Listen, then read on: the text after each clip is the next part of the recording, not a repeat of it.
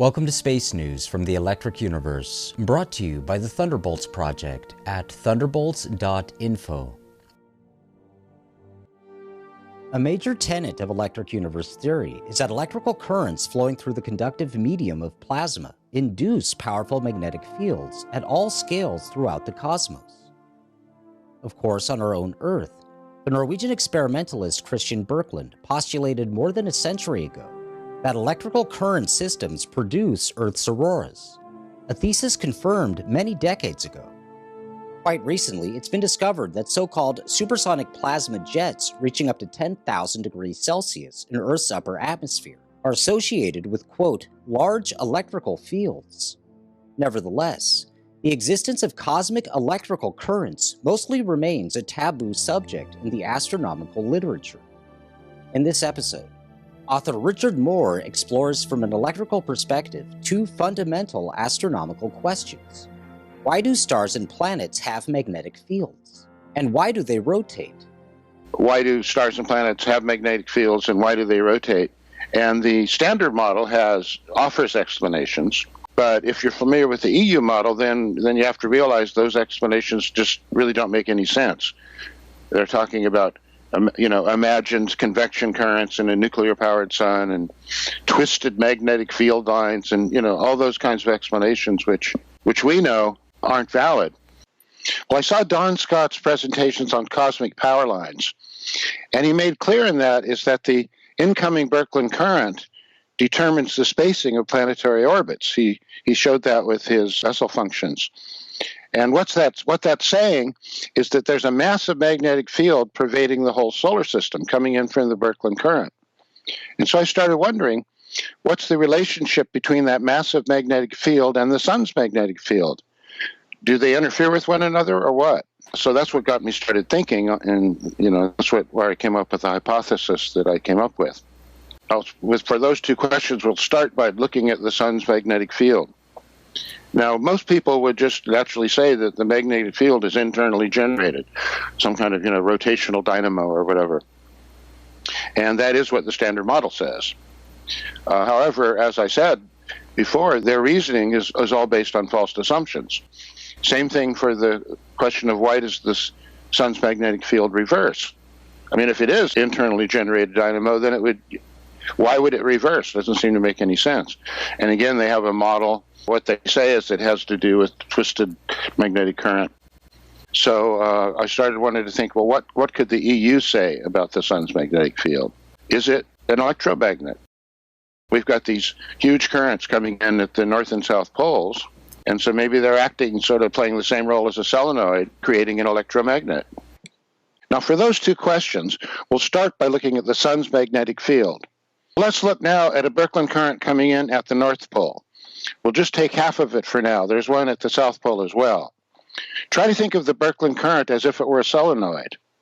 Now, the problem with that is that the Birkeland current is made up of concentric cylinders, and each cylinder tries to induce an opposite field.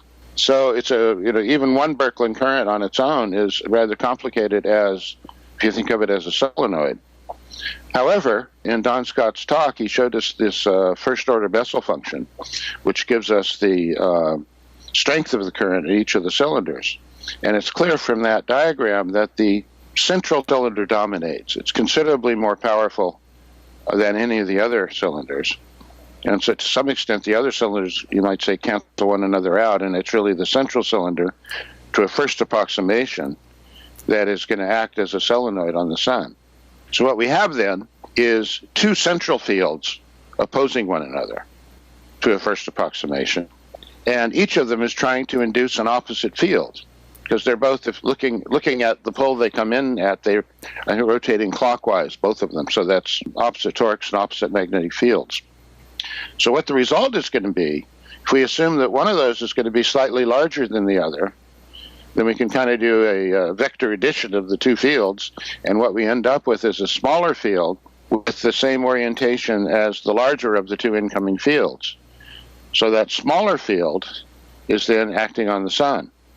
And then the sun being, it's going to have a lot of iron in it, because stars are created in Z pinches, and that's where the heaviest ions are concentrated. So that field coming in from the Birkeland current, the net field of the two currents, is going to be amplified by the ferric sun, just the way when you put an iron rod in a solenoid, then suddenly you've got a strong magnetic field.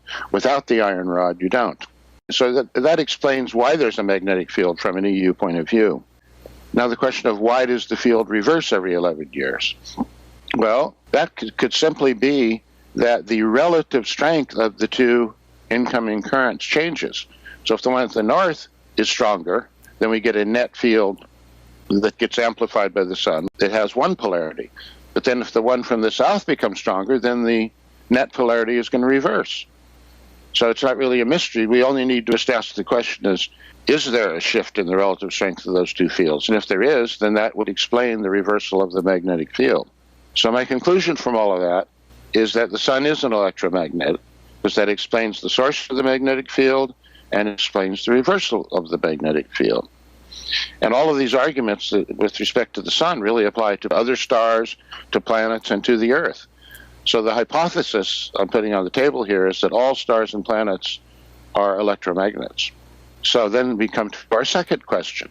Why do stars and planets rotate? Well, that net incoming current, that net incoming magnetic field, also exerts a net torque.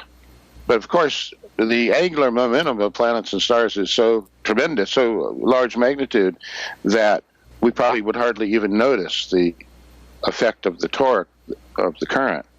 Although someone made the point that there's a slight variation in the day that correlates with solar ejections, which would sort of be an indication that you can actually measure it on some small, tiny scale, the effect of the incoming torque.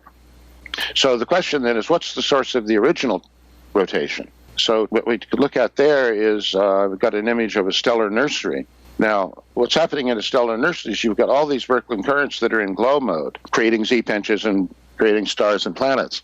Those are much stronger currents than our current sun is. We don't have any glow mode current coming into our sun. It's much less energetic once stars settle down. But when they're being created, you've got very strong fields, magnetic fields and strong torque acting on these newly born celestial objects. So my hypothesis there is that stars and planets spin up as electric motors. So basically what I'm saying is that stars and planets act as electromagnets and as electric motors. So summarizing the hypotheses, first hypothesis, magnetic fields of stars and planets are induced by the incoming Birkeland currents.